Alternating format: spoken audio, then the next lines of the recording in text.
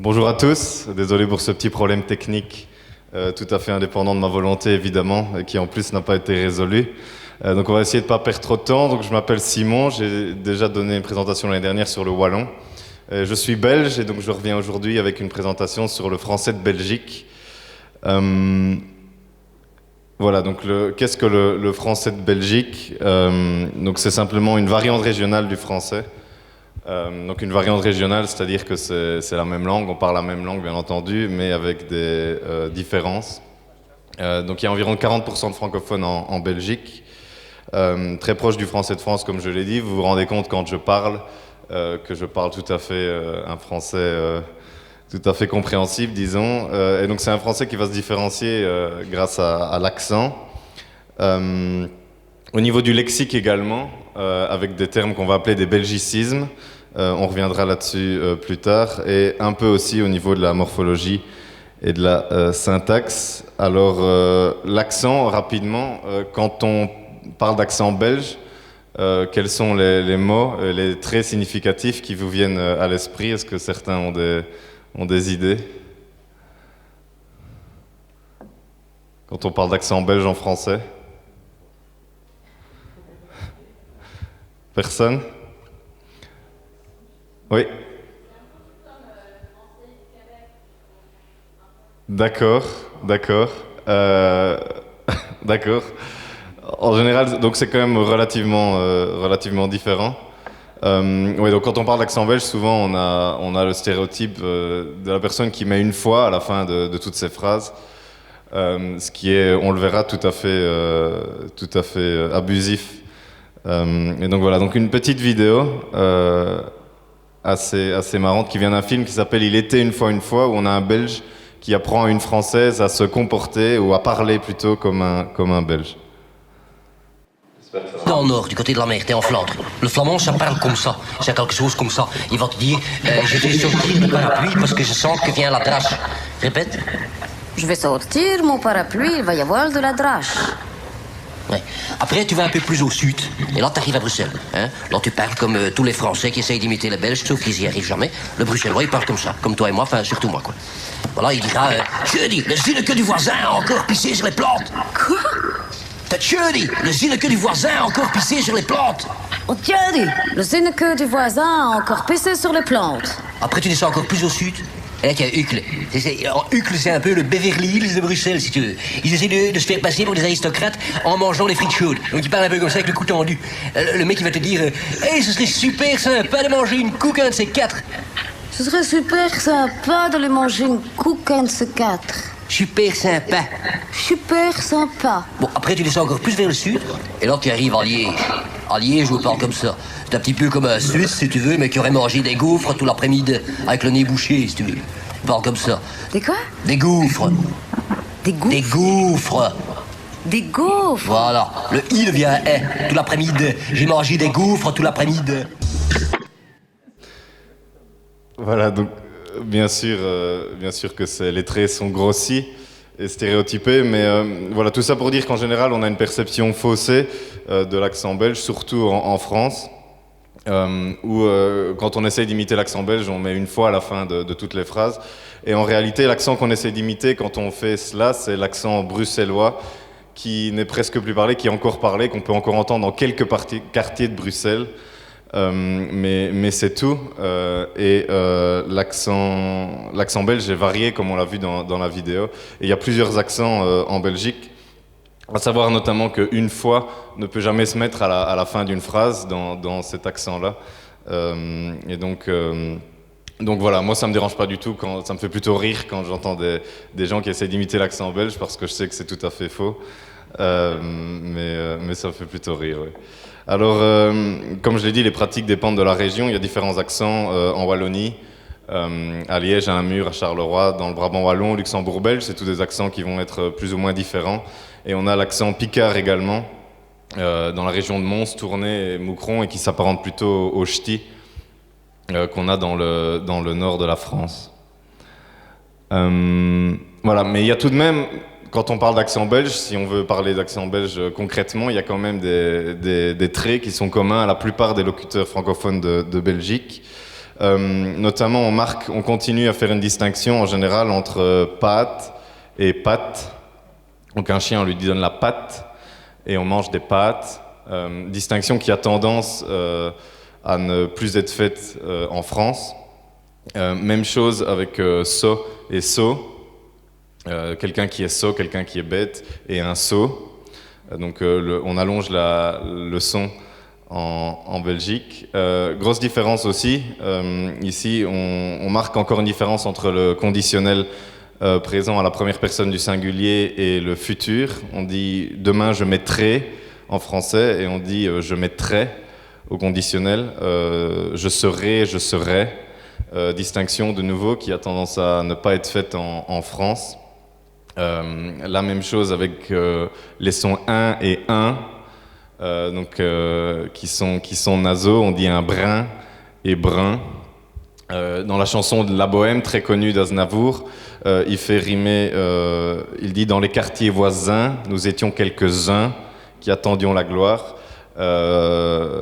Donc, on voit bien qu'en France, les sons ont tendance à se confondre, alors qu'en Belgique, on garde assez bien la distinction, puisqu'ils arrivent à faire rimer ces deux sons. Quand on a un E final, dans certains cas, comme dans ami, donc un ami, une amie, on a tendance à allonger le I en Belgique, ce qu'on ne fait pas spécialement en France. On a tendance à prononcer Lyon en faisant bien la distinction entre le I et le on. Donc lion, alors qu'en France on a tendance à dire un lion, ça devient une semi-voyelle, un lion.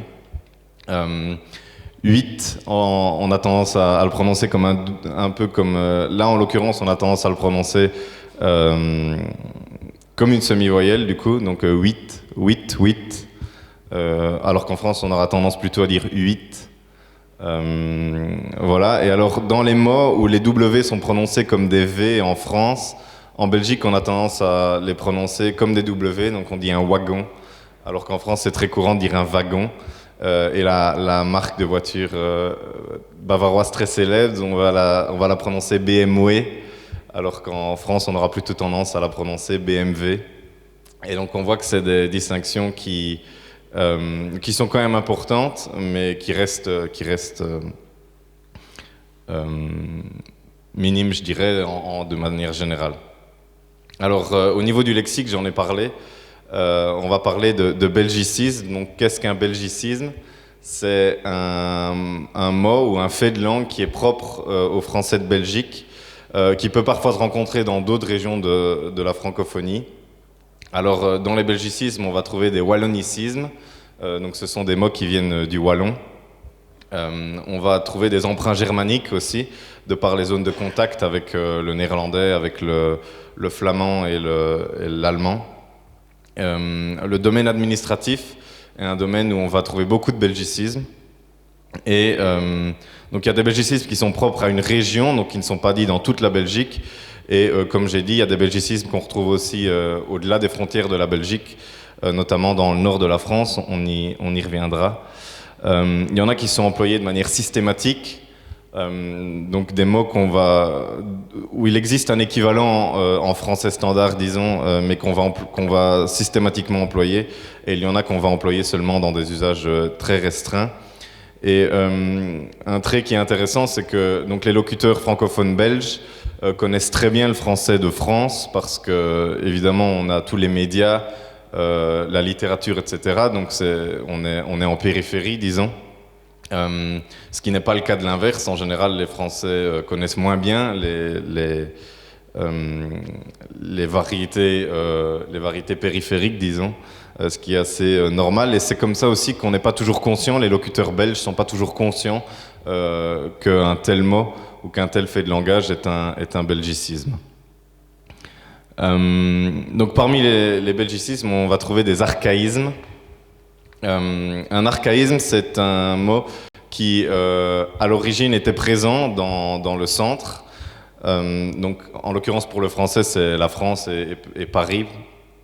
Et donc, c'est des mots qui ont été présents, qui sont propagés dans toute la francophonie et qui ont été innovés, qui ont été remplacés au centre, mais qui n'ont pas été remplacés en périphérie.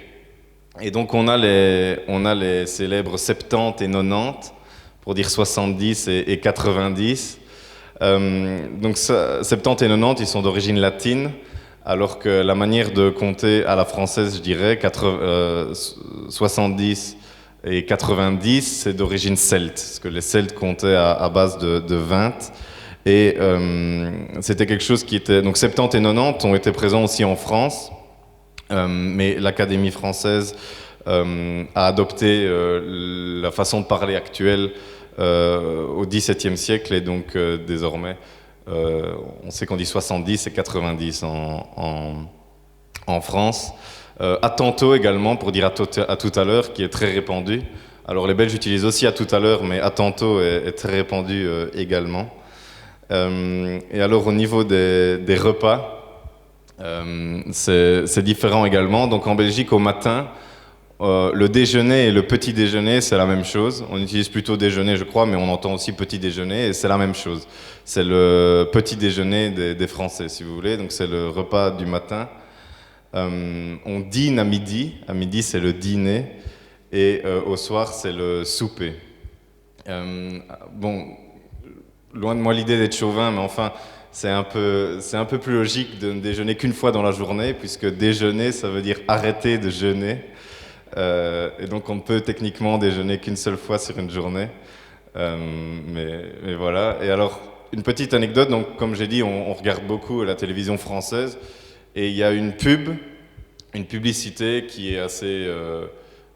qu'on voit à la télévision française pour une soupe. Et pour vendre leurs produits, ils font une petite innovation linguistique, disons, en français de France. Ils disent, avec, je ne sais plus la marque, on ne dîne pas, on soupe. Alors quand des Belges regardent cette publicité, on comprend parce qu'on connaît les différences, mais ça n'a absolument aucun effet, puisqu'effectivement, en Belgique, au soir, on soupe dans tous les cas. Alors, comme j'ai dit, il y a des wallonicismes, il y a des emprunts au wallon, notamment la baraque à frites, qui vient du wallon. J'ai pas tellement besoin de vous expliquer ce que c'est. Est-ce qu'il y en a qui savent pas ce que c'est une baraque à frites, peut-être? D'accord, bon ben je vais l'expliquer. Donc c'est simplement un endroit où on vend des frites, simplement, qui est très connu en Belgique puisque nous sommes le pays de la frite. Et donc une baraque à frites très, très utilisée. Être biès, qu'il est biès celui-là, ça veut dire qu'il est bête, celui-là. Une jatte. Est-ce que quelqu'un sait ce que c'est une jatte? Alors tu veux une jatte, ça veut dire est-ce que tu veux un café? C'est une tasse, mais une jatte, ça veut dire en soi-même, ça veut dire une tasse de café, qui vient aussi du wallon. Ah, j'ai une petite question. Oui. Pour le tantôt peut se référer aussi au passé récent, n'est-ce pas? Oui, exactement. Donc, on s'est vu, mais tantôt on se verra. oui, exactement. Donc tantôt, c'est exactement la même utilisation que tout à l'heure. Donc c'est un moment soit dans le passé, soit dans le futur, mais ça doit être dans la même journée. Quand on dit tantôt ou tout à l'heure, soit c'est aujourd'hui plus tôt, soit c'est aujourd'hui plus tard, mais ça peut pas être demain ou hier. C'est comme ça qu'on utilise le tantôt, et le tout à l'heure a le même usage. Et tu vas encore parler du savoir faire quelque chose. Oui, je vais en parler, je vais en parler. Des chinis, c'est des chinis tout ça, ce sont des choses sans importance. Et alors j'ai pas fini. Est-ce que quelqu'un sait ce que ça veut dire? Encore. Je n'ai pas encore fini, voilà. Je n'ai pas encore fini, assez utilisé, plus ou moins en fonction des personnes évidemment, mais assez utilisé, oui. Alors on voit bien que ce sont des baraquis qui habitent ici, la pelouse n'est jamais tondue. Est-ce que quelqu'un sait ce que c'est un baraki? C'est des pauvres gens. Voilà, oui, c'est des gens sans manière, qui s'habillent mal, etc. Donc évidemment, c'est à l'appréciation du locuteur de traiter une personne ou non de baraki, mais c'est ce que ça veut dire, un baraki, très utilisé en Belgique. Donc on a des emprunts germaniques qui nous viennent du flamand ou du bruxellois. Sa fille a les cheveux crôlés, par exemple. Ça veut dire qu'elle a les cheveux bouclés, qu'on dirait en France. Et donc ça vient du germanique. Ça veut simplement dire avoir les cheveux bouclés, oui. Alors, dépêche-toi, on va se ramasser la drache. Est-ce que quelqu'un sait ce que ça veut dire la drache? La pluie, oui. C'est la... Une pluie plutôt forte, non? Oui, oui, c'est ça, oui. C'est une très forte pluie, c'est une drache. En Belgique, on se ramasse la drache, qu'on peut aussi appeler la drache nationale. Mamie m'a donné la dringuelle pour le Nouvel An. Très connu en Belgique, les enfants vont chercher la dringuelle chez leurs grands-parents, chez leurs parrains marraines. La dringuelle, c'est l'argent de poche qu'on reçoit une fois par an ou pour son anniversaire ou pour le Nouvel An.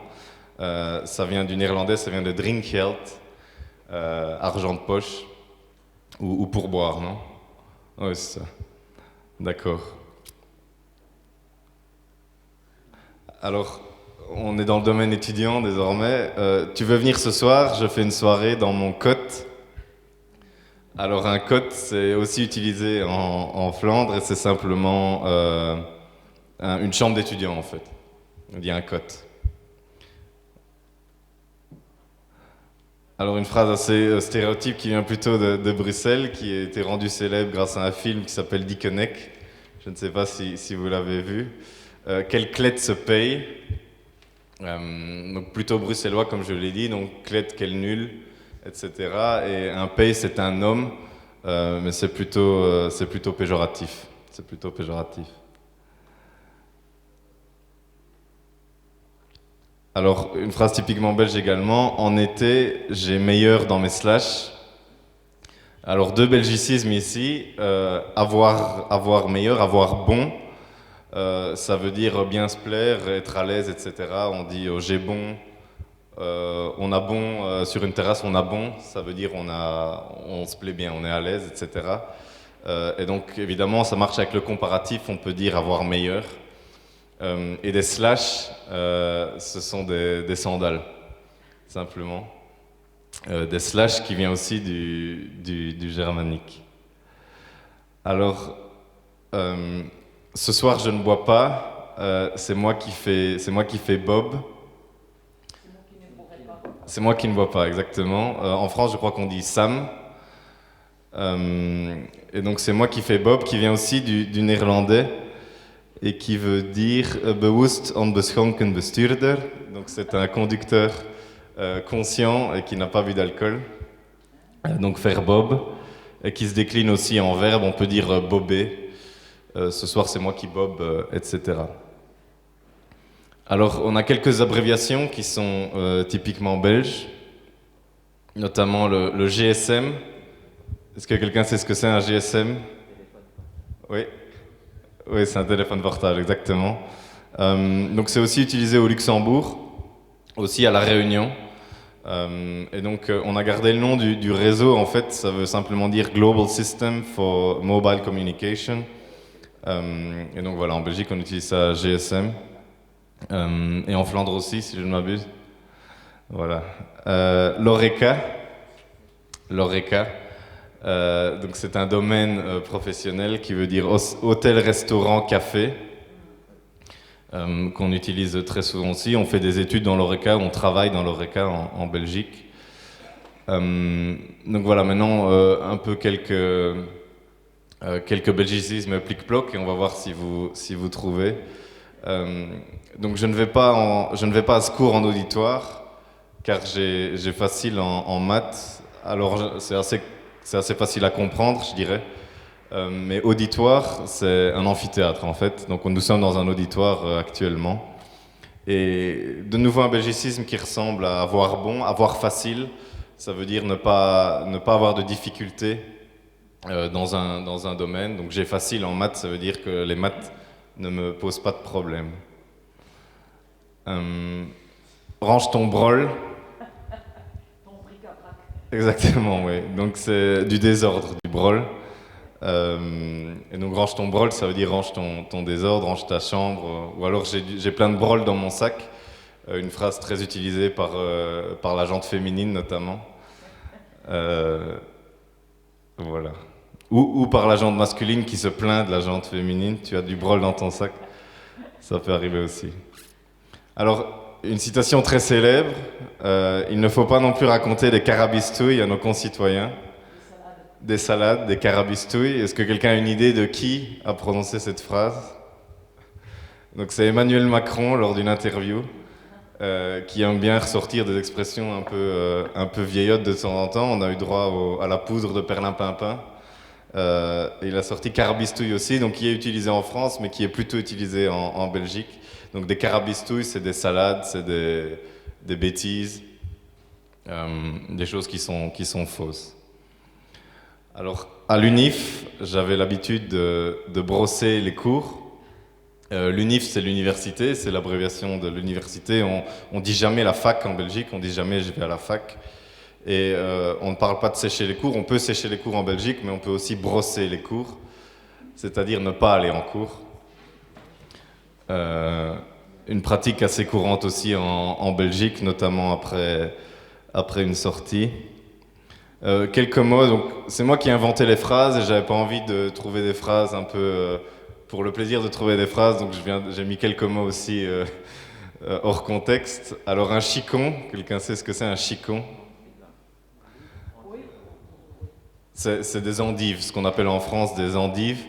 Donc un chicon, c'est un légume. Un cumulet,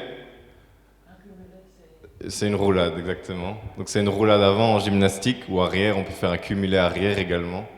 Une clenche ou une clinche, exactement, ouais. C'est une poignée de porte. On parle de clenche ou de clinche en Belgique. Un quistax. C'est la petite voiture à l'esplanade. C'est ça, oui. Donc sur la côte belge, on peut faire du quistax, donc c'est pas du karting, je ne sais même pas comment on dirait en France. C'est quelque chose comme un... Tu pédales. Oui, voilà, où on pédale pour aller se promener le long de la côte. Le quistax. Entièreté, qui est assez facile à comprendre, mais c'est quelque chose dont les Belges ont très peu conscience. Il y a peu, je ne savais même pas non plus moi-même que c'était un belgicisme. Donc entièreté, ça veut dire la totalité, mais c'est un belgicisme. Et alors le kicker, c'est du mini-foot, du baby-foot. Le kicker, qui est aussi utilisé en Allemagne notamment. Voilà, quelques mots du domaine administratif, comme j'ai dit, qui sont fertiles en belgicisme. Un bourgmestre, c'est un maire. C'est l'équivalent du maire en France. Bourgmestre, donc ça vient du germanique également. On a Burgmeister en allemand. L'échevin, c'est l'adjoint du bourgmestre. Et une commune, c'est ce qui équivaut à la mairie en France. Alors, on retourne dans le domaine étudiant. J'ai mal la tête, j'ai guindaillé hier et j'ai affonné toute la nuit. On a deux belgicismes ici. Guindailler, c'est faire la fête. Ouais. Guindailler ou faire une guindaille, c'est faire la fête, c'est sortir, notamment chez les étudiants. Et affonner, oui. Boire de l'alcool, je ne sais pas. Non, c'est boire de l'alcool, mais très rapidement en fait. Donc c'est affonner sa bière, c'est avoir un verre de bière rempli, et c'est boire cul sec, qu'on dirait en français. On parle d'affonner, le verbe affonner en Belgique, et on parle d'affond. Un affond, pratique très courante en Belgique. Oui.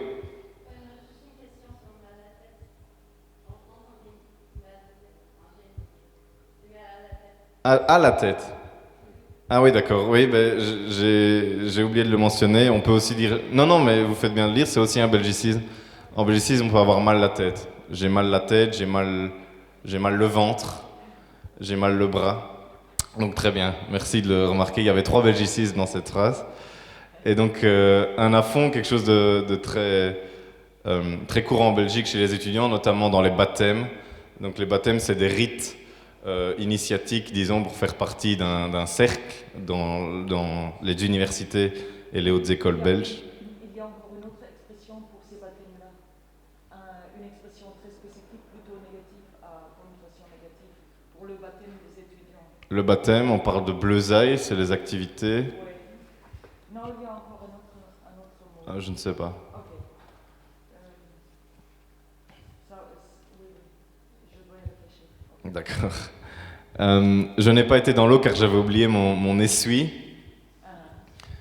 Donc aussi une utilisation qui est sujette à des incompréhensions entre français et belge. Donc un essuie, c'est une serviette de bain en Belgique. Et alors qu'une serviette, c'est une serviette de table, quelque chose qu'on prend quand on mange pour s'essuyer la bouche. Ça, on appelle ça une serviette en Belgique. Et un essuie, c'est une serviette de bain pour s'essuyer le corps après avoir été dans l'eau. Non, mais est-ce que je peux interrompre? C'était le mot que je cherchais, c'était le bizutage. Le bizutage, ça c'est plutôt utilisé en France, oui. Le bizutage, on ne connaît pas ce mot-là en Belgique, on le connaît mais on ne l'utilise pas, non. Alors peut-être que c'est des articles français que j'avais lus. Sans doute, oui. Sans doute. Donc c'était fort gai hier soir. Deux belgicismes en un ici, puisqu'on utilise très souvent le mot fort pour dire c'était fort bien, fort gai, etc., beaucoup plus qu'en France. Et alors gai, c'est gai, ça veut dire c'est agréable, c'est amusant, c'est gai en Belgique. Alors, il ne peut mal de boire dans ta bouteille, il est narreux. Deux belgicismes ici de nouveau. Ne pouvoir mal de faire quelque chose, il ne peut mal, ça veut dire il ne risque pas. Oh, tu peux aller là, tu ne peux mal, ça veut dire tu ne crains rien. Et alors être narreux, est-ce que quelqu'un sait ce que c'est être narreux? Personne? Être narreux, c'est ne pas aimer manger ou boire après les autres dans la même bouteille que l'autre, par exemple. Donc je ne bois pas dans ta bouteille parce que je suis narreux, ça veut dire je suis dégoûté, je n'ai pas envie de boire après toi. Voilà. Alors, une phrase qui a été rendue célèbre par le film Bienvenue chez les Ch'tis. Tu sais me dire quoi ce soir?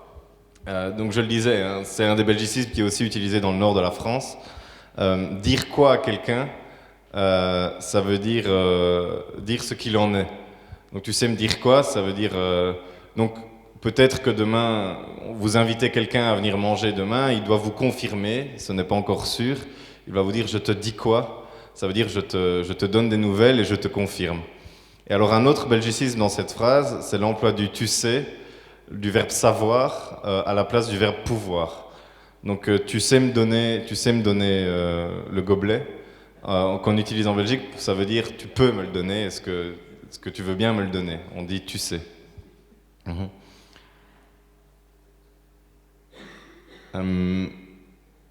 Donc, tu as voulu le faire tout seul, maintenant tu tires ton plan. Tirer son plan, un belgicisme qui est aussi présent en Flandre, trekkjeplan, qu'on fait dire. Tirer son plan, ça veut dire se débrouiller. Tu te débrouilles, tu tires ton plan. Ça veut dire se débrouiller.